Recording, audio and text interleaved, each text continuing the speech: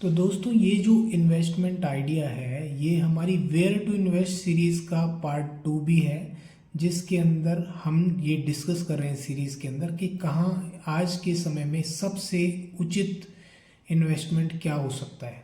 हम इसके ऊपर रिसर्च कर रहे हैं और इसका पार्ट 2 जो है जिसके अंदर मैंने आपसे डिस्कशन किया था कि हम पार्ट 2 के अंदर डिस्कस करेंगे प्रीशियस मेटल्स और ज्वेलरी जहाँ पर इन्वेस्ट किया जा सकता है। और यही आज का इम्पॉर्टेंट आइडिया। बिल्कुल मैं आपको इस सवाल का जवाब इस तरह से नहीं देने वाला हूँ कि आपको गोल्ड में इन्वेस्ट करना चाहिए। गोल्ड मेरे सवाल का जवाब नहीं है, मैं शुरुआत में ही आपको बता देता हूँ। लेकिन इस पूरी राम कहानी को समझने के लिए हमें इस रिसर्च को समझना बहुत ज़रूरी है। और मैं आपसे शुरू से कह रहा हूँ, हम कहीं सुनी बातों पे यकीन नहीं करेंगे, हम डेटा पे यकीन करेंगे और रिलायबल सोर्सेस के थ्रू गैदर किए गए डेटा पे। स्क्रीन पे जो आपको चार्ट दिखाई दे रहा है वो टोटल गोल्ड रिजर्व है। गोल्ड रिजर्व टोटल पूरी दुनिया में कितना है, तो कुल मिलाकर के दुनिया के अंदर जो गोल्ड रिजर्व है। दोस्तों जब भी हम बात करते हैं प्रीशियस मेटल की तो सबसे पहले जो दिमाग में आता है वो आता है गोल्ड। गोल्ड अगर पूरी दुनिया के अंदर जितना गोल्ड है अगर वो सारा एक जगह इकट्ठा कर लिया जाए तो सामने जो स्क्रीन पर आपको दिखाई दे रहा है 22 metre by 22 metre by 22 metre का एक क्यूब अगर हम गोल्ड का बनाएं तो पूरी दुनिया का गोल्ड जितना भी है वो सारा गोल्ड इतना ही होगा। 22 metre by 22 metre by 22 metre का एक क्यूब बन पाएगा। अब इस टोटल गोल्ड के अंदर सबसे बड़ा जो रिजर्व है वो सेंट्रल बैंक्स के पास में है। सेंट्रल बैंक्स लगभग 17% गोल्ड रिजर्व जो है दुनिया का वो उनके पास है। सेंट्रल बैंक्स के पास 15% डिफरेंट कैटेगरीज में बटा हुआ है। आम आदमी के पास में या इंडस्ट्री में यूज़ हो रखा है या इस तरह से बटा हुआ है। सबसे ज़्यादा परसेंटेज है वो ज्वेलरी के अंदर है। गोल्ड सबसे ज़्यादा 45% गोल्ड ज्वेलरी के फॉर्म में है दुनिया भर के अंदर, और 22% गोल्ड प्योर इन्वेस्टमेंट के पर्पज से बार्स और कॉइन्स में रखा गया है।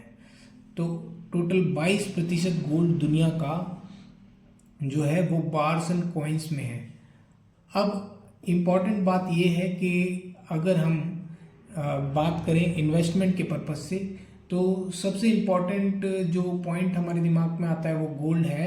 लेकिन पिछले कुछ सालों में गोल्ड की डिमांड इतनी ज़्यादा बढ़ी है, या अगर हम कहें कि मोर प्रिसाइजली लास्ट 6 मंथ में जो गोल्ड की डिमांड बढ़ी है वो बेहिसाब बढ़ी है। अब उसके पीछे रीज़न क्या है, हमें इस पूरी कहानी को समझने के लिए पहले उस रीज़न को समझना पड़ेगा। तो अब हम रीज़न पे गौर करते हैं। दुनिया भर में पहले जो ट्रेड हुआ करता था वो ट्रेड बार्टर सिस्टम से होता था। उसके बाद में अगर कोई ऐसा रिसोर्स था जो all over the world use हो सके तो वो दुनिया के समझ में एक ही रिसोर्स आता था, वो रिसोर्स था गोल्ड का। क्योंकि गोल्ड और सिल्वर जो है वो माइन करके निकाले जाते हैं और उनकी एक लिमिटेड क्वांटिटी है और उन्हें निकालने का बहुत ज़्यादा एक्सपेंस आता है।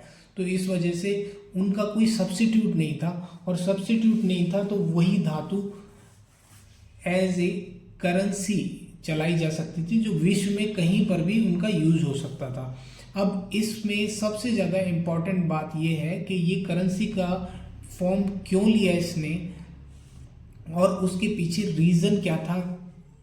इन सबसे इम्पॉर्टेंट पॉइंट है इसके अंदर दुनिया भर का ट्रेड। अगर दुनिया भर के अंदर अलग अलग जगह से अलग अलग व्यापारी ट्रेड करने के लिए एक प्लेस से दूसरे प्लेस जाते हैं तो उनको एक कॉमन करेंसी की ज़रूरत पड़ती है। कॉमन करेंसी के रूप में अगर वो किसी भी ऐसी करेंसी को लेकर के आते हैं जो एक पर्टिकुलर कंट्री की करेंसी है, पर्टिकुलर कंट्री में ही यूज़ होती है, तो अदर कंट्री में उस करेंसी का कोई डिमांड नहीं है, कोई यूज़ नहीं है।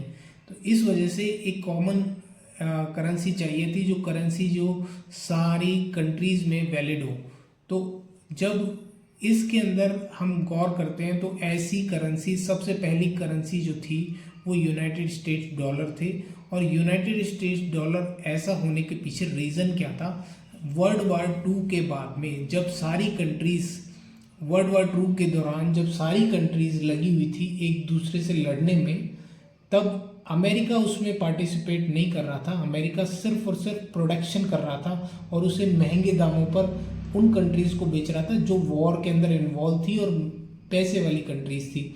उन पैसे वाली कंट्रीज़ को जो प्रोडक्शन चाहिए था वीट का, राइस का और खाने पीने के सभी सामानों का, जो उसका और कपड़ों का और हर उस ज़रूरत के सामान का प्रोडक्शन बहुत ज़्यादा मात्रा में उस दौरान यूनाइटेड स्टेट्स ऑफ अमेरिका कर रहा था और अमेरिका उस दौरान बहुत ज़्यादा अमीर हुआ।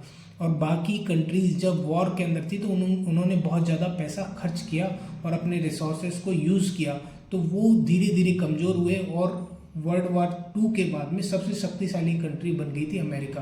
अब अमेरिका ने एक एग्रीमेंट किया, ब्रेटन वुड्स एग्रीमेंट, उन सभी कंट्रीज़ के साथ में जो उस टाइम के अलाइड पावर्स थी, जो सबसे ज़्यादा ताकत रखने वाले 41 देश थे उस दौरान वर्ल्ड वार 2 के बाद में। उन सब के साथ में एक एग्रीमेंट किया कि एग्रीमेंट ये था कि यूनाइटेड स्टेट्स ऑफ अमेरिका की करेंसी को कॉमन करेंसी मान लिया जाए, क्योंकि 1944 के अंदर अमेरिका बहुत ज़्यादा पावरफुल था। उस समय बाकी सभी कंट्रीज़ को एक करेंसी के रूप में उन्होंने अपनी करेंसी एज ए सोल्यूशन दी और उसको बैक किया गोल्ड के द्वारा। मतलब कि दुनिया भर में अगर कहीं ट्रेड हो रहा है, मान लीजिए कोई छोटी कंट्री जैसे मान लीजिए पाकिस्तान अगर किसी के साथ ट्रेड कर रहा है और पाकिस्तान ने अपनी करेंसी दी, अपनी करेंसी अपनी करेंसी पे करके उसने कुछ प्रोडक्ट्स को परचेज किया और बाद में पाकिस्तान ने और बहुत सारी करेंसी छाप ली, तो छापने के बाद में करेंसी की प्रिंटिंग करने के बाद में इन्फ्लेशन की वजह से उस करेंसी की वैल्यू गिर गई। तो इंटरनेशनल ट्रेड में जिन्होंने पाकिस्तान की करेंसी ली वो कहीं और लेकर के गए, तब तक उसकी करेंसी की वैल्यू गिर चुकी थी। मतलब इंटरनेशनल मार्केट में उसकी वैल्यू गिर गई थी क्योंकि इन्फ्लेशन आ गया था, क्योंकि पाकिस्तान की गवर्नमेंट ने बहुत ज़्यादा करेंसी छाप ली। तो ऐसा कोई भी देश कर सकता था, तो इसीलिए कोई एक करेंसी ऐसी होनी चाहिए थी जो कि कंट्रोल्ड मात्रा में हो और जिसका हर जगह वैल्यू बराबर मिले, जिससे कि ट्रेड जो है वो ट्रेड एक प्रॉपर ट्रेड बना रहे, वो स्पॉइल ना हो जाए किसी करेंसी के इन्फ्लेशन की वजह से, उसकी वैल्यू ख़त्म ना हो जाए। तो इसके लिए अमेरिका ने उन 41 कंट्रीज़ के साथ में ये ब्रेटन वुड एग्रीमेंट किया और ब्रेटन वुड एग्रीमेंट के अंदर उसने कहा कि अगर बदले में कोई मेरे पास मेरे डॉलर को जो कॉमन करेंसी के रूप में वर्ल्ड में अगर यूज़ किया जाता है और बदले में कोई उसे एक्सचेंज करके लेना चाहता है, तो उसके बदले में मैं $35 के बदले में 1 ऑन्स गोल्ड मैं आपको उसका भुगतान करूँगा। तो ये जो बैकिंग पावर थी, गोल्ड के द्वारा जो बैकिंग पावर दी गई थी, वो banking power United states of America के डॉलर को सबसे ज़्यादा स्टेबल बनाती थी और उस टाइम की एक कॉमन करेंसी के रूप में, स्थिर एक करेंसी के रूप में ऑल ओवर वर्ल्ड में उसको प्रोजेक्ट करती थी। क्योंकि अमेरिका उस समय वर्ल्ड वार 1 वर्ल्ड वार 2 में अमेरिका ने पार्टिसिपेट नहीं किया, जबकि उसने प्रोडक्शन बढ़ाया और ज़्यादा से ज़्यादा एक्सपोर्ट किया। तो आप देख रहे हैं सामने ग्राफ के ऊपर 1910 से लेकर 1919 में अमेरिका का एक्सपोर्ट कितना ज़्यादा बढ़ा। जहां 2.4 बिलियन एक्सपोर्ट था 1913 के अंदर, वही एक्सपोर्ट 1918 में 6.2 बिलियन हो गया। एक्सपोर्ट में बहुत ज़्यादा वृद्धि हुई और इसके साथ धीरे धीरे अमेरिका पैसे वाला होता गया और उसकी करेंसी कॉमन करेंसी जब 1944 के अंदर अमेरिका की करेंसी कॉमन करेंसी हो गई, तो पूरे वर्ल्ड में अमेरिका की करेंसी के बेसिस पे टोटल ट्रेड होने लग गया।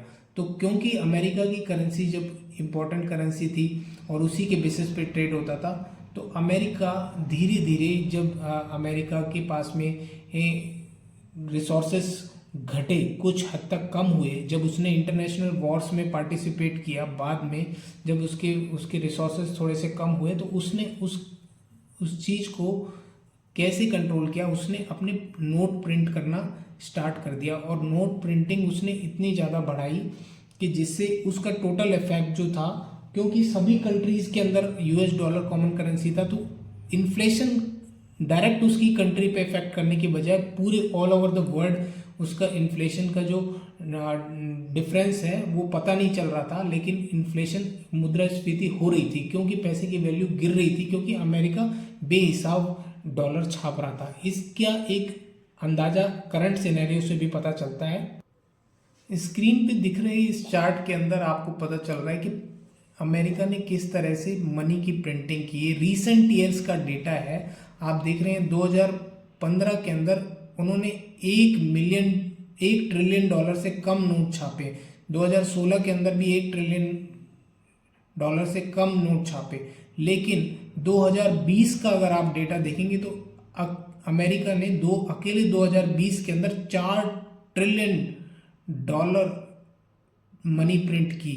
जब पूरी दुनिया के अंदर तबाही मची हुई थी, कोहराम मचा हुआ था कोरोना का, उस टाइम पीरियड के अंदर अमेरिका बेहिसाब प्रिंटिंग कर रहा था। इससे पता चल रहा है कि किस तरह से वो पूरे दबाव को, पूरे वर्ल्ड जो दबाव उसकी इकोनॉमी फेस करती थी, जब भी परेशानी में दबाव वो उसकी अमेरिकन इकोनॉमी फेस करती थी, तो उस दबाव को वो प्रिंटिंग करके, नोट छाप करके पूरे वर्ल्ड की इकोनॉमी के ऊपर ट्रांसफर कर देता था, क्योंकि वो बेहिसाब प्रिंटिंग करता था, मनी प्रिंट करता था। और मनी प्रिंट करने के बाद में उस पैसे को दुनिया भर में इन्वेस्ट करता था।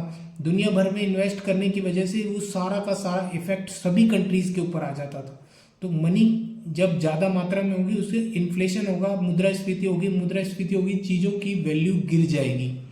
और क्योंकि सिर्फ अमेरिका की गवर्नमेंट को उससे बेनिफिट हो रहा था, मनी प्रिंट करने वाले वो अकेले थे, और मुद्रास्फीति को झेलने वाली पूरी दुनिया थी, क्योंकि उन्हीं की करेंसी एक कॉमन करेंसी थी। ऐसा उन्होंने शुरुआत से किया। ये चार्ट आपको करंट पोजीशन बता रहा है, लेकिन ऐसा उन्होंने पहले भी किया। जब फिलीपींस में परेशानी का टाइम था, अमेरिका जब अफगानिस्तान वॉर की बात थी, तब भी हमेशा जब भी रिसेशंस आए, तब भी अमेरिका ने ज़्यादा से ज़्यादा मनी प्रिंट करी। स्क्रीन पे दिख रहा ग्राफ ये बता रहा है कि यूएस डॉलर का शेयर जो ग्लोबल रिजर्व करेंसीज के रूप में, जो all over the world global reserve currencies के रूप में जो यूएस डॉलर था, उसका ग्राफ 1966 से लेकर 2022 तक किस तरह से चेंजेस आए, इन्फ्लेशन की वजह से किस तरह से ऑल ओवर द वर्ल्ड वो इफेक्ट रहा इन्फ्लेशन का, और ग्लोबल रिजर्व के अंदर यूएस डॉलर कितना ज़्यादा मात्रा में बना रहा। 2022 तक का ये डेटा रीसेंट 1966 से लेकर 2022 तक का डेटा इस चार्ट के अंदर दिखाई दे रहा है। दोस्तों, ब्रेटन वुड्स एग्रीमेंट का जो टाइम पीरियड था 1944 से लेकर 1971 तक था।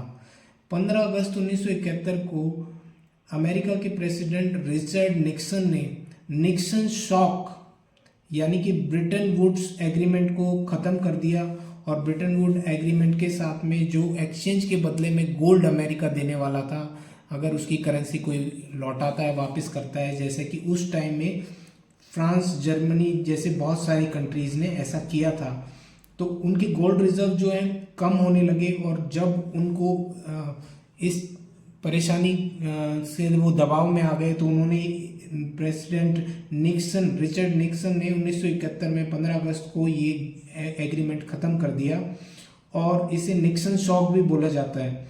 निक्सन शॉक के बाद में जो एक ऑन्स की कीमत $35 जो गवर्नमेंट के हिसाब से थी, तो वो उसमें बहुत तेज़ी से बदलाव आया।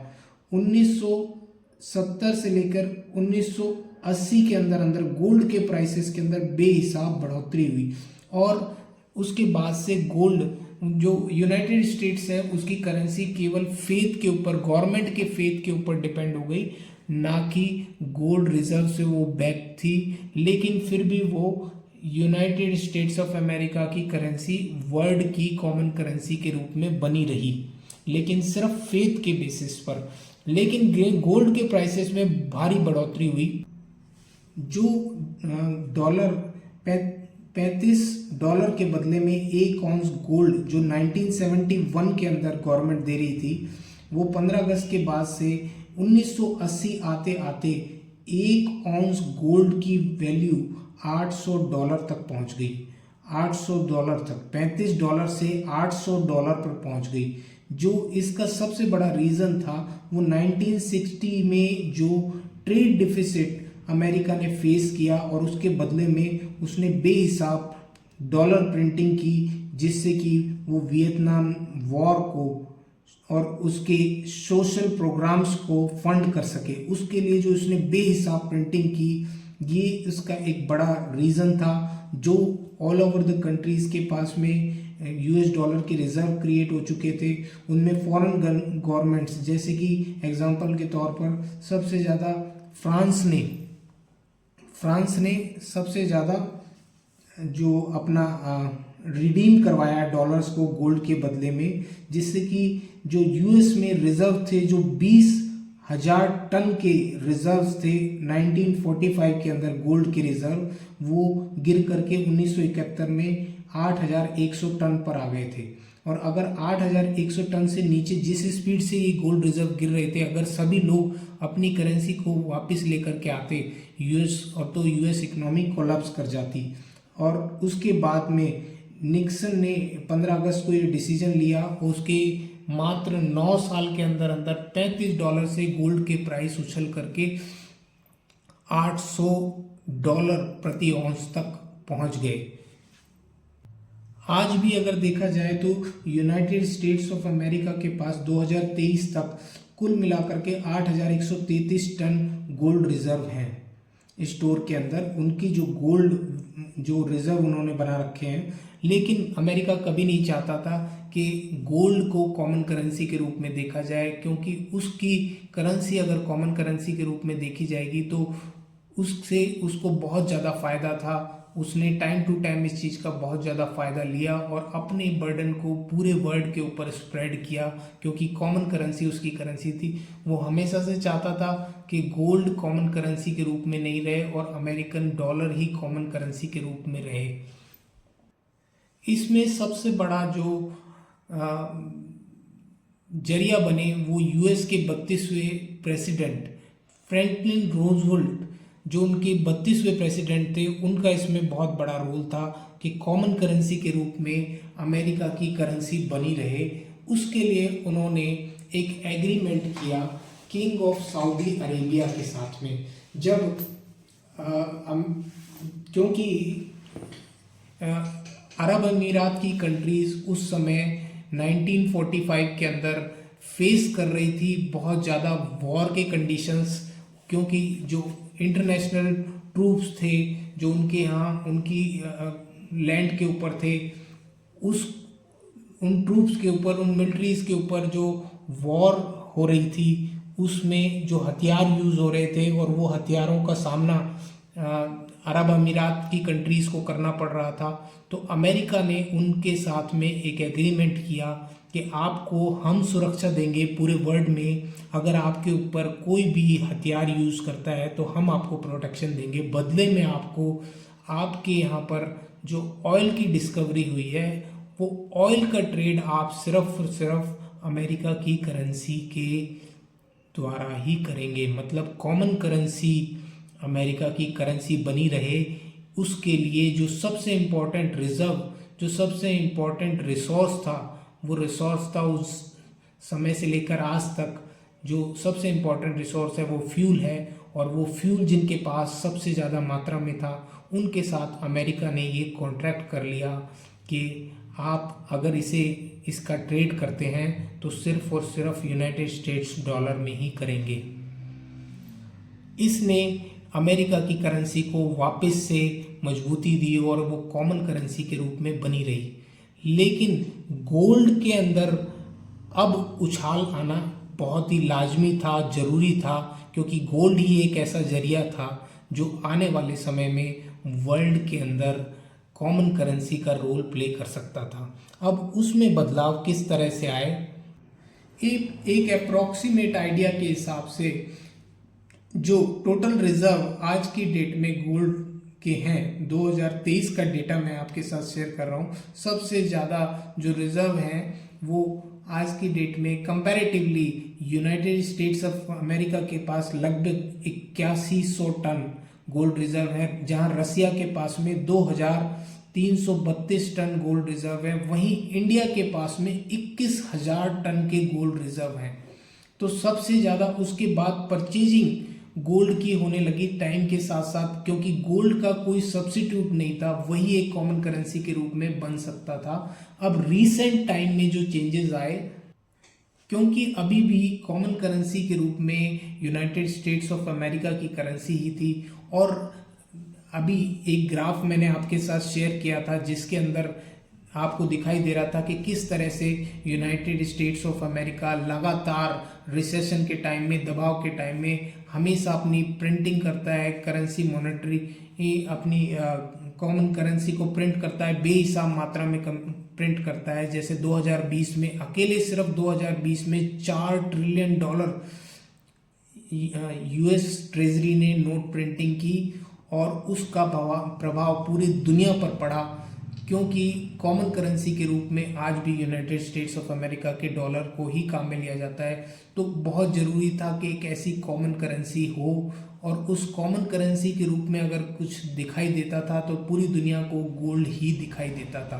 रिसेंट 21 जनवरी 2024 को समांथा डराक, जो गोल्डमैन सैच की को हेड हैं ग्लोबल कमोडिटी रिसर्च के अंदर, उन्होंने एक भविष्यवाणी की कि बहुत जल्दी गोल्ड के प्राइसेस बहुत ऊपर जाने वाले हैं, क्योंकि बहुत बड़ी मात्रा में गोल्ड का परचेज हो रहा था। इस बात से सारी दुनिया परेशान थी, बेहिसाब जिस मात्रा में United states of America printing कर रहा था अपनी कॉमन करेंसी को, और उसके पूरे दबाव को पूरी दुनिया के ऊपर कॉमन करेंसी होने की वजह से जो इन्फ्लेशन का प्रेशर है वो पूरी दुनिया के ऊपर आ रहा था। ये प्रेशर क्यों आ रहा था, इसका रीज़न ये था कि अगर किसी समय में किसी ट्रेडर ने यूएस डॉलर के अंदर ट्रेड किया और उसने मान लीजिए कोई प्रोडक्ट $100 में बेचा, क्योंकि अमेरिका ने बेहिसाब $100 के नोट छाप गिरे, तो उस $100 की वैल्यू गिर गई, और वैल्यू गिरने की वजह से अब $100 के अंदर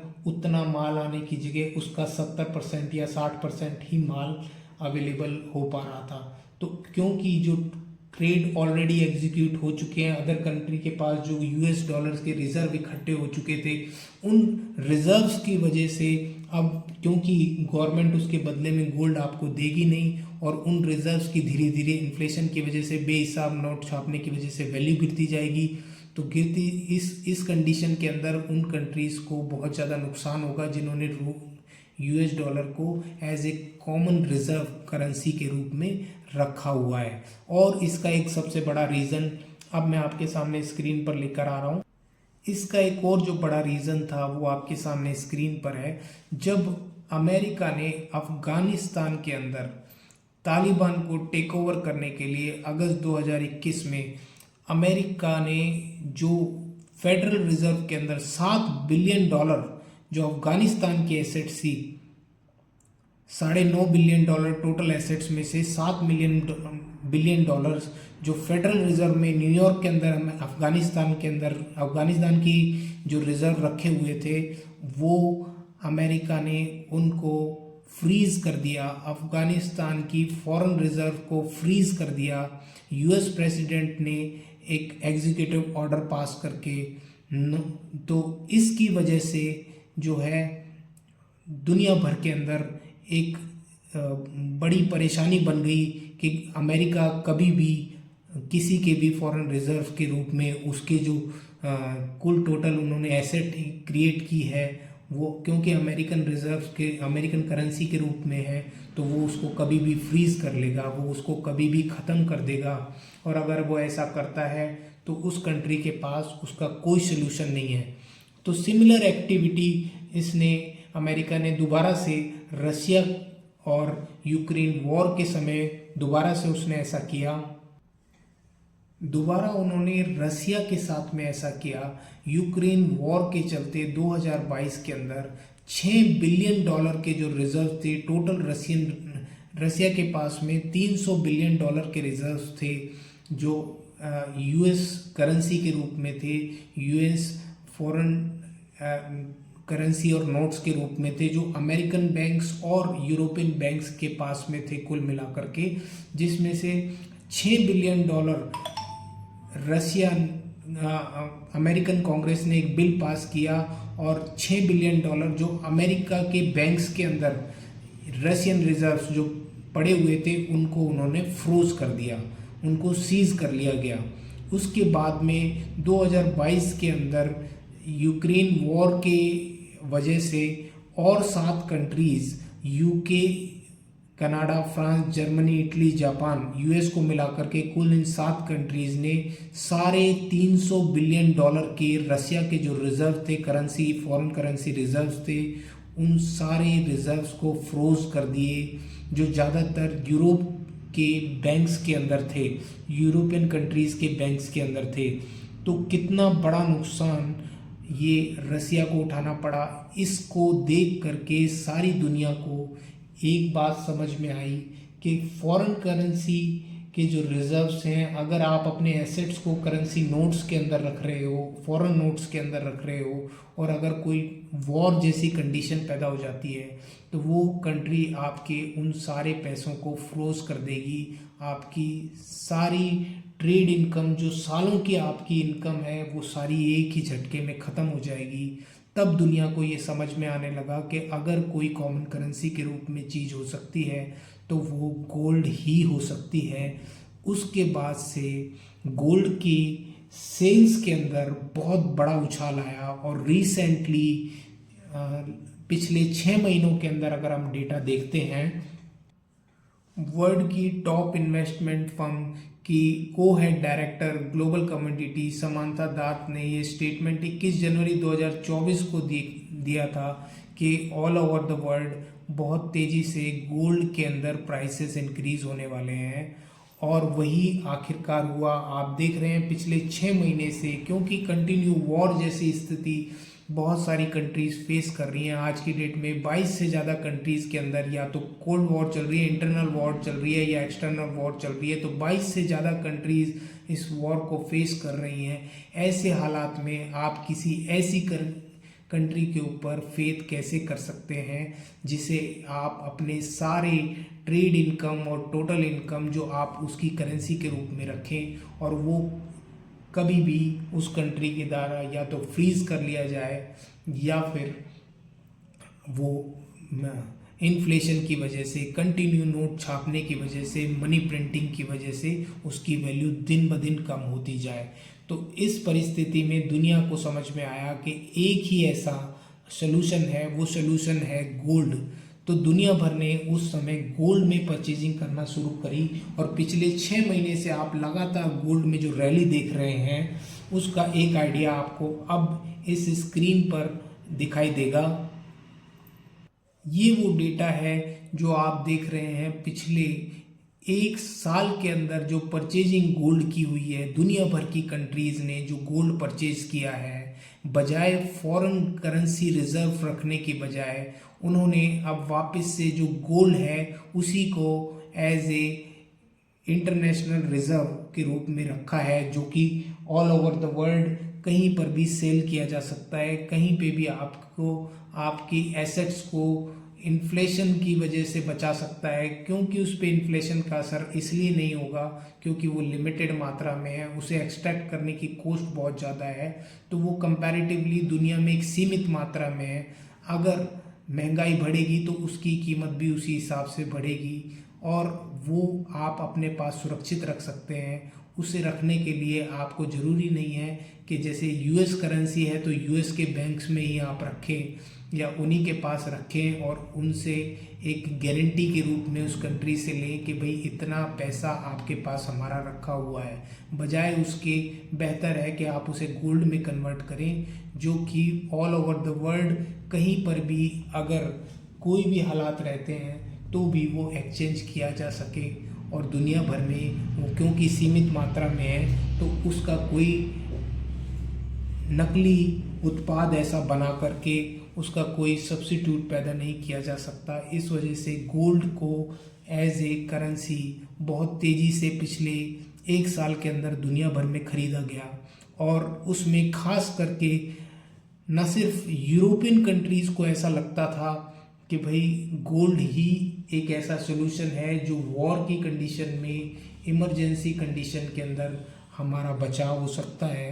तो आप देख रहे हैं पोलैंड ने भी 130 टन गोल्ड परचेज किया, चेक रिपब्लिक ने 75 टन गोल्ड जो रिजर्व परचेज किए हैं, जहां इंडिया ने 69 टन गोल्ड रिजर्व परचेज किए हैं। वहीं आज जो ऑल ओवर द वर्ल्ड सबसे ज़्यादा प्रोग्रेसिव कंट्री है चाइना, और सबसे ज़्यादा जिसे आज की डेट में ट्रेड वॉर की चिंता है, क्योंकि अमेरिका और चाइना के बीच में जो ट्रेड वॉर अब छिड़ रही है, उसके अंदर अगर वो यूएस करेंसी के रूप में यूरोप और अमेरिका की करेंसी के रूप में यूरोप और अमेरिका के बैंकों के अंदर अगर वो पूरा पैसा रखता है, तो उस कंडीशन के अंदर सारा पैसा उसका कभी भी फ्रोज हो सकता है। तो सबसे ज़्यादा परचेजिंग आप देख रहे हैं, 314 टन की परचेजिंग पिछले एक साल के अंदर चाइना ने गोल्ड की। सामने स्क्रीन पर दिख रहा मैप आपको दिखा रहा है कि गोल्ड के प्राइसेस में इसकी वजह से कितनी तेजी से उछाल आए। जहां 1971 में $800 प्रति औन गोल्ड का प्राइस था, वो बढ़ करके कितनी तेजी से 2015-16 में आपको एक शार्प रैली दिखाई दे रही है। 2005 से 2014 के बीच में एक शार्प रैली थी, फिर 2015 से 24 तक एक शार्प रैली थी, और आज गोल्ड का प्राइस जो ऊपर जा कर के $2,790 तक पहुंच गया वर्ल्ड के अंदर पर ऑन्स में। ये रेट मैं आपको बता रहा हूं। तो जितनी रैलीज गोल्ड के प्राइस में थी, उसका मेन रीज़न था कि जो वर्ल्ड के बड़े बड़े सेंट्रल बैंक्स हैं, central bank of India, reserve bank of India, central bank of China, ये बड़ी मात्रा में गोल्ड का परचेज कर रहे थे, मार्केट से गोल्ड ले रहे थे। और उसका रीज़न मैंने आपको पूरा समझाया कि क्यों गोल्ड को खरीदा जा रहा था। अब मैं आपको बताता हूँ कि वो इन्वेस्टमेंट आइडिया क्या है, क्योंकि दुनिया भर में बहुत तेज़ी से गोल्ड इंक्रीज़ हुआ है। तो मैं आपको बिल्कुल सजेस्ट नहीं करूँगा कि आप गोल्ड में परचेजिंग करें, क्योंकि गोल्ड ऑलरेडी बहुत तेज़ी से रफ्तार पकड़ चुका है और उसके प्राइसेस ऑलरेडी ऊपर जा चुके हैं। अगर हम इसको कंपेयर करते हैं दूसरी एक ऐसी इम्पॉर्टेंट धातु के साथ में जो कि है सिल्वर, तब आपको समझ में आएगा कि वो कितनी इम्पॉर्टेंट है और इम्पॉर्टेंट क्यों है। तो दोस्तों, जहां दुनिया भर में आज तक कुल total mined gold 22 metre by 22 metre by 22 metre के क्यूब के अंदर समा सकता है, तो टोटल गोल्ड जो है दुनिया भर के अंदर वो 2,09,000 से 2,12,000 के बीच में कहीं एग्जिस्ट करता है।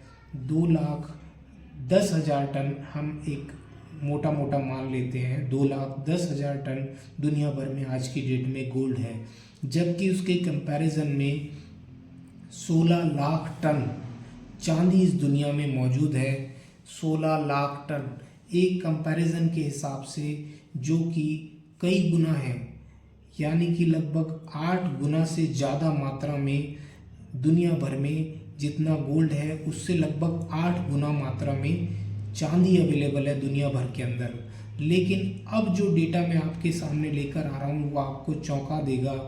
अगर हम गोल्ड के प्राइसेस को देखते हैं जो 2023 के अंदर लगभग, अगर हम माइनिंग को देखें एक अंदाजे से, अगर हम माइनिंग, सबसे पहले हम माइनिंग का अंदाज़ा लेते हैं कि कितनी तेज़ी से उसमें ग्रोथ हो रही है, कितनी ज़्यादा मात्रा में वो इंक्रीज़ हो रहा है। क्योंकि गोल्ड की रिज़र्व और सिल्वर के रिज़र्व एक लिमिटेड क्वांटिटी में अर्थ के अंदर मौजूद है। उन्होंने दिन ब दिन उनको एक्सट्रैक्ट करने की जो कॉस्ट है वो इंक्रीज़ होती जा रही है। उसकी वजह है कि लेबर आज की डेट में महंगी होती जा रही है और वो रिसोर्सेज जितना पहले अबंडेंट मात्रा में मिल जाते थे अब वो उतना ही रेयर हो गए हैं। उनको माइन करने की कॉस्ट बहुत ज़्यादा हो गई है, माइंस बहुत ज़्यादा गहरी हो गई हैं, बहुत ज़्यादा उनको निकालने का खर्चा अब बढ़ता जा रहा है और महंगाई बढ़ती जा रही है, लेबर कॉस्ट बढ़ती जा रही है। तो उससे जितना बड़ी मात्रा में माइन करने से जितना वो रिसोर्स प्राप्त होता है उससे कहीं ज़्यादा आज की डेट में उसको माइनिंग करने पर खर्चा हो रहा है। तो इसलिए बहुत कम लोकेशंस ऐसी हैं जहाँ पर आपको माइनिंग करने का फ़ायदा है। ऐसी ज़्यादातर माइंस अगर देखा जाए तो मोस्टली अफ्रीका के अंदर है, जहाँ पर आज की डेट में भी माइनिंग में इतनी ज़्यादा मात्रा में वो मिल जाता है कि जितना उसके कोस्ट से ज़्यादा रिकवर हो जाता है। गोल्ड दुनिया भर के अंदर एक साल के अंदर 3 से 3,500 टन निकाला जाता है, जबकि दुनिया भर में 26,000 टन 2023 का मैं एस्टिमेट आपके साथ शेयर कर रहा हूँ। 2023 तक दुनिया भर में 26,000 टन प्रति वर्ष चांदी निकाली जाती है, यानी कि 8 से 9 गुना ज़्यादा, लगभग गोल्ड से 8-9 गुना ज़्यादा चांदी निकाली जाती है और लगभग 8 गुना चांदी दुनिया भर में मौजूद है गोल्ड के कंपैरिजन के अंदर। लेकिन फिर भी अब जब हम प्राइस के ऊपर गौर करते हैं, क्योंकि अभी तो बहुत तेज़ी से प्राइसेस बढ़े हैं, तो इन्फ्लेशन है गोल्ड के प्राइसेस के अंदर जो 2,790 आप स्क्रीन पर देख रहे हैं, जितनी तेज़ी से अभी प्राइसेस इंक्रीज हुए हैं। लेकिन इससे थोड़ा सा पीछे जा करके अगर हम देखें 2023 के भी डेटा को अगर हम उठा करके देखें, जब नॉर्मल एक एवरेज प्राइस चल रहा था और बहुत ज़्यादा तेज़ी नहीं थी, कंपैरेटिवली तेज़ी तो थी लेकिन इतनी ज़्यादा नहीं जैसे अभी हबड़ तबड़ में बहुत तेज़ी से गोल्ड की परचेजिंग हुई है। अगर उस पीरियड को हम हटा दें और 2023 से कंपेयर करें तो गोल्ड का प्राइस जो था वो प्रति ऑन्स $1,900 था 2023 के अंदर, और टोटल अबव ग्राउंड मतलब धरती के ऊपर टोटल गोल्ड के रिजर्व जो निकाले गए हुए रिजर्व थे वो 13.5 ट्रिलियन डॉलर की वैल्यू रखते थे। वहीं दूसरी ओर चांदी का प्राइस 2023 में सितंबर के प्राइसेस से हम कंपेयर कर रहे हैं 2023 में, तो जहां सोने का प्राइस $1,900 प्रति औंस था, वहीं सिल्वर का प्राइस मात्र $23 प्रति औंस था। अगर 8 गुना वो कम है, तो अगर हम 10 गुना भी माने तब भी अगर गोल्ड का प्राइस 1900 है तो चांदी का प्राइस अगर 10वां हिस्सा भी मान ले तब भी $190 होना चाहिए उस हिसाब से। और आज के हिसाब से देखा जाए अगर 8वां हिस्सा चांदी मौजूद है, तो जहां लगभग $2,800 का प्राइस अगर दुनिया में आज की डेट में चल रहा है गोल्ड का प्रति ऑन्स, तो $2,800 का अगर 8वां हिस्सा हम माने, क्योंकि वो रेयर है गोल्ड और 8 गुना ज़्यादा चांदी मौजूद है, तो अगर हम 8वां हिस्सा भी देखें या 10वां हिस्सा भी देखें तब भी $280 प्रति औंस चांदी का प्राइस होना चाहिए था।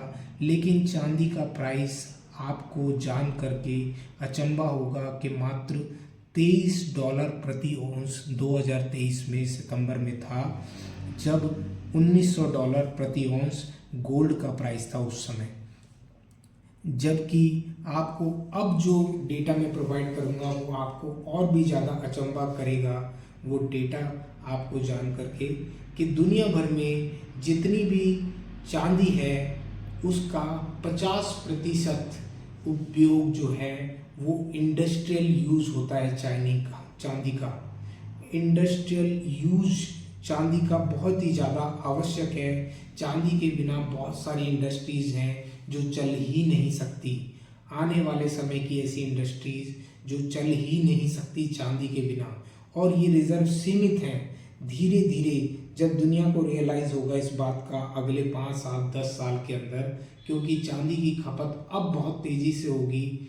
रीसेंट टेक्नोलॉजीज जो आज की डेट में है उनके अंदर चांदी का उपयोग होता है, जिसमें एग्जाम्पल के तौर पे सबसे ज़्यादा जितना भी सोलर मटेरियल जो बनता है उसके अंदर चांदी के बिना वो बन ही नहीं सकता है। 5G टेक्नोलॉजी जो है वो चांदी के बिना हो ही नहीं सकती है। लेटेस्ट इलेक्ट्रॉनिक इक्विपमेंट्स चांदी के बिना बन ही नहीं सकते हैं। और तो और सबसे इम्पोर्टेंट इलेक्ट्रिक व्हीकल्स जो अब दुनिया भर में बहुत तेज़ी से बढ़ रहे हैं, वो बिना चांदी के नहीं बन सकते हैं। चांदी उनके लिए मस्ट है। तो चांदी का इंडस्ट्रियल यूज़ है, जबकि गोल्ड सिर्फ और सिर्फ एज ए एसेट बना हुआ है और उसका ज्वेलरी में यूज़ है। अगर हम एक पुराना डेटा अगर आज की डेट तक का देखें तो चांदी जो है वो गोल्ड जहां 22 metre by 22 metre by 22 metre के क्यूब के अंदर पूरी दुनिया भर का गोल्ड आ जाएगा, वहीं अगर हम क्यूब के रूप में देखते हैं तो silver 55 metre by 55 metre by 55 metre के अंदर आ जाएगी, पूरी दुनिया की सिल्वर अगर एक जगह इकट्ठा कर ली जाए तो 55 metre by 55 metre by 55 metre का एक क्यूब बनेगा। सिर्फ आपको जान करके अचंभा होगा कि आज तक दुनिया में जितना गोल्ड निकाला गया है लगभग उससे 5-7% की छीजत के बाद लगभग जितना आज तक निकाला गया है उतना ही दुनिया में मौजूद है, प्रेजेंटली अवेलेबल है। वो बतौर इन्वेस्टमेंट रहा है, वो ज़्यादातर वॉल्ट्स के अंदर रहा है या फिर लोगों के पास ज्वेलरी के फॉर्म में रहा है, और सिर्फ उसका 10% मात्रा ही उसकी जो है वो इंडस्ट्रियल यूज़ में आज तक काम में आई है, जो कि बाकी समय के साथ इंडस्ट्रियल इक्विपमेंट्स में से रिसाइकिल कर ली गई है और रीयूज की गई है ज़्यादातर, लेकिन उसमें भी छीजत हुई है और 5-7% की छीजत उसमें भी है। जबकि कंपैरेटिवली जब हम देखते हैं उसका कंपैरिजन सिल्वर के साथ करते हैं तो सिल्वर का 50% मात्रा में छीजत हो चुकी है। आज तक दुनिया भर में जितना भी सिल्वर निकाली गई है उसका 50% सिल्वर अब दुनिया में मौजूद नहीं है। उसका रीज़न क्या है? यानी कि दुनिया में जितनी भी चांदी है उसमें से आज तक जो चांदी निकाली गई है उस चांदी में से 50% चांदी आज की डेट में मौजूद ही नहीं है। वो मौजूद क्यों नहीं है? क्योंकि चांदी का जो उपयोग होता है वो पिछले समय में कारों के अंदर हुआ है, इंडस्ट्रियल इक्विपमेंट्स के अंदर हुआ है, डिजिटल इक्विपमेंट्स के अंदर हुआ है, और वो नॉन रिकवरेबल तरीके से हुआ है। मतलब कि जो भी इंडस्ट्रियल इक्विपमेंट्स के अंदर चांदी लगाई गई है उस चांदी को रिकवर करने की कॉस्ट क्योंकि उससे ज़्यादा थी तो इस वजह से उसे डंप कर दिया गया उन इक्विपमेंट्स के साथ में। जैसे कि मान लीजिए आपका कोई इलेक्ट्रिक इक्विपमेंट है या गाड़ी है या कोई पुरानी कार है जिसके अंदर चांदी का उपयोग हुआ है बनाने के दौरान, कोई लैपटॉप है, कोई मशीनरी है जिसके अंदर चांदी का उपयोग हुआ है, या किसी सोलर पैनल के अंदर चांदी का उपयोग हुआ है, अब उसको रिकवर नहीं किया जा सकता क्योंकि इतनी पतली लेयर उसकी यूज़ की गई है कि अगर उसे निकालने की जो कॉस्ट आएगी वो कॉस्ट उससे ज़्यादा होगी जितनी कि उसकी बाज़ार में वैल्यू है। इसकी वजह से हम 50% चांदी लॉस्ट हो चुकी है, ख़त्म हो चुकी है आज तक जितनी निकाली गई है। और अब क्योंकि ज़माना उसी दौर में आ चुका है जहाँ इंडस्ट्रियल इक्विपमेंट्स की बेहद मांग रहेगी, बेहद डिमांड रहेगी और चांदी बढ़ाई नहीं जा सकती है। प्रकृति के घर में जितनी चांदी है उतनी ही मौजूद है। अब तक हमारे पास बेइंतहा अवेलेबल थी तो हमने उसकी कद्र नहीं करी। अब क्योंकि उसकी डिमांड बहुत तेज़ी से बढ़ रही है तो बहुत जल्दी दुनिया देखेगी कि चांदी जो है उसका या तो कोई अल्टरनेटिव निकल करके आ जाए या फिर उसकी रेटें बहुत तेज़ी से इंक्रीज़ होंगी। तो चांदी आज की डेट में एक बेट है। और उसका अगर हम कंपैरिजन गोल्ड के साथ में करते हैं तो चांदी जितनी रेयरिटी में अवेलेबल है उसके मुकाबले उसका दाम 10% है। यानी कि अगर चांदी का भाव 100 रुपये का होना चाहिए था तो उसका भाव 10 रुपये का ही है। तो ये एक बहुत बड़ी बेट आपके लिए साबित हो सकती है। और अगर हम वर्ल्ड का रीसेंट डेटा भी उठा करके देखेंगे तो चांदी ने हमें बहुत अच्छा रिटर्न दिया है। हमेशा से लोगों को जब भी चांदी ही मिली है, जब भी लोगों ने इन्वेस्टमेंट की है। पुराने ज़माने में हम सुना करते थे कि फला की हवेली की खुदाई चल रही थी तो चांदी का भरा हुआ घड़ा मिला। तो ये जो बातें हमने सुनी हैं आज तक, उस समय में भी आज के समय में भी चांदी का कोई सब्स्टिट्यूट आज तक नहीं मिल पाया है दुनिया को। और चांदी बेहद इम्पॉर्टेंट है और आगे आने वाले समय में बनी रहेगी। चांदी का जो रिसोर्स है वो ज़्यादातर जिंक, कॉपर ऐसे दूसरे उत्पादों के साथ में, दूसरे मेटल्स के साथ में मिक्स रूप में मिलता है। धीरे धीरे इसकी कॉस्ट माइनिंग की बहुत तेज़ी से इंक्रीज़ होगी और साथ ही साथ इंक्रीज़ होगी इसकी डिमांड, क्योंकि आने वाले समय में पूरे digital equipments, 5G network, electronic vehicles, solar panel, सभी कुछ चांदी के ऊपर डिपेंडेंट है।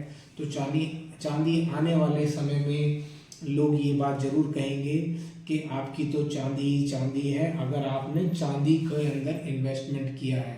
और चांदी क्यों इम्पोर्टेंट है, वो मेरे हिसाब से चांदी इम्पोर्टेंट इसलिए भी है कि जैसे कि आज हम वर्ल्ड वार जैसी कंडीशंस पिछले कुछ समय में ऐसा फील कर रहे थे कि हो सकता है थर्ड वर्ल्ड वॉर हो जाए, जब यूक्रेन और रसिया की वॉर चल रही थी और पोलैंड जैसी कंट्रीज चिंतित थी इस बात को लेकर के कि नेक्स्ट टारगेट रसिया के कौन होने वाले हैं, कौन से देश बाल्कन कंट्रीज फेस करेंगे या फिर पोलैंड उसको फेस करेगा, कौन सी कंट्रीज है जो नेक्स्ट टारगेट के रूप में होने वाले हैं।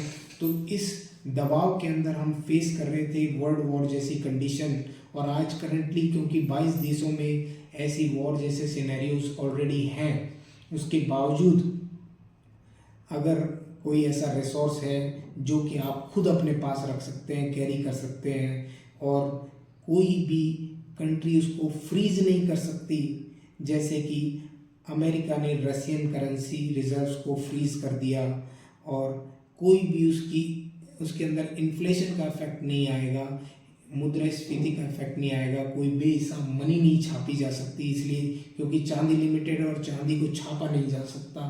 तो वो एक ऐसा सब्स्टिट्यूट है जो आप अपने पास रख सकते हैं, अपने पास उसकी सुरक्षा कर सकते हैं और उसे संजो कर रख सकते हैं, भविष्य में आने वाली पीढ़ियों के वो काम आएगा। और अगर आप शॉर्ट टर्म में भी उसे सेल करेंगे, यानी कि 8 साल 10 साल के पीरियड में भी, मैं इसे शॉर्ट टर्म इसलिए कह रहा हूँ क्योंकि मेटल के रूप में जब आप इन्वेस्टमेंट करते हैं तो एक लॉन्ग टर्म पर्सपेक्टिव लेके चलना होता है, 20 साल 25 साल 30 साल का पर्सपेक्टिव लेकर के चलना होता है, क्योंकि शॉर्ट टर्म में उसे उसकी जो कॉस्ट आती है, अगर आप छोटे फॉर्म में उसको इकट्ठा कर रहे हैं तो उसको जो बनाने की कॉस्ट और टैक्स की कॉस्ट है वो आपको नुकसान पहुंचाती है। इस वजह से एक लंबा पर्सपेक्टिव अगर आप लेकर के चलते हैं, 5 साल 10 साल का मिनिमम पर्सपेक्टिव अगर आप लेकर के चल रहे हैं तो चांदी आपको बहुत अच्छा रिटर्न देगी और पहले से देती आई है, हमेशा से देती आई है।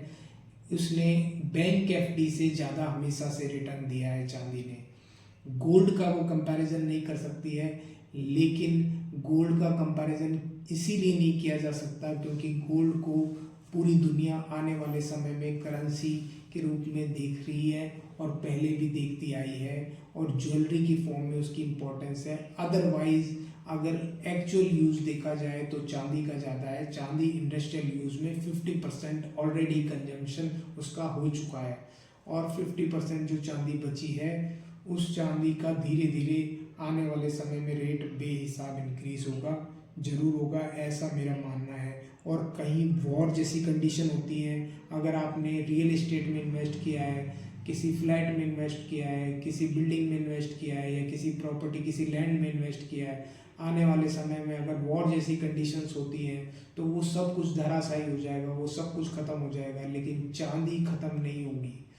पहले भी लोगों ने घड़ों में भर भर के चांदी ज़मीन में दबा के रखी और आज भी चांदी इम्पोर्टेंट है और आने वाले समय में भी चांदी इम्पोर्टेंट होगी। कंपैरेटिवली प्राइस आप देख रहे हैं जहां डॉलर लगभग $3000 प्रति औंस पर गोल्ड पहुंच चुका है, वहीं चांदी का रेट आज भी बहुत कम है। चांदी आज भी भारत में लगभग आपको 90,000 से 1 लाख के बीच में कहीं प्राइस होगा चांदी का। एग्जैक्ट प्राइस मेरे पास अभी मैंने चेक नहीं किया है, आप चेक करें ऑनलाइन, तो 1 लाख से नीचे ही है प्रति किलो का भाव। और जो आने वाले समय में इसका मैं ऐसा मानता हूँ कि फॉर श्योर इंक्रीमेंट इसके अंदर होगा और आपको बैंक से बेहतर रिटर्न ये देगा। लेकिन एक बहुत इम्पॉर्टेंट बात यह है कि चांदी को आपको ज्वेलरी के फॉर्म में कभी नहीं खरीदना है, क्योंकि जब भी आप देखते हैं कि चांदी की पाजेब या चांदी की कोई भी ऐसी चीज़ आप देखते हैं जो ज्वेलरी के रूप में है तो ज़्यादातर उसमें गिल्ट की मिलावट होती है और सारा पैसा आपका चला जाता है सोनार के पास में। तो चांदी आपको परचेज करते समय ध्यान रखना है, मिलावट की चांदी नहीं लेनी है, प्योर चांदी लेनी है, सर्टिफाइड सोर्स से ही चांदी लेनी है। चांदी किसी भी अनसर्टिफाइड सोर्स से नहीं लेनी, किसी ज्वेलर से नहीं लेनी, छोटे मोटे ज्वेलर से चांदी लेनी है तो सिर्फ रिफाइनरीज की सील लगी हुई सर्टिफिकेट के साथ चांदी लेनी है। और बार्स में कॉइन्स में लेनी है, वही एक बेटर इन्वेस्टमेंट है आने वाले समय का। इस सीरीज़ में हम आपके साथ में इस तरह की रोचक इम्पोर्टेंट डाटाबेस जानकारी के साथ बने रहेंगे और आपको बताएंगे कि कहाँ दुनिया में आज इन्वेस्टमेंट सबसे ज़्यादा रिटर्न दे सकता है। इसके अंदर नेक्स्ट एपिसोड में हम आपके साथ एक नए इन्वेस्टमेंट आइडिया के साथ में उसके ऊपर रिसर्च करेंगे। और बने रहिए हमारे चैनल पर। आपका समय देने के लिए धन्यवाद और आपका साथ हमेशा हमारे साथ बने रहे। हमारे चैनल को ज़्यादा से ज़्यादा शेयर एंड सब्सक्राइब करें, जिससे हम आपके लिए इस तरह का रिसर्च बेस्ड डेटा इकट्ठा करें, जानकारी इकट्ठा करें, उस पर अच्छी सोर्सेज से इकट्ठा करके रिसर्च करें, मेहनत करें और आपके सामने अच्छी डेटा के साथ प्रस्तुत हों। उसके लिए हमारे चैनल को शेयर एंड सब्सक्राइब करें। धन्यवाद।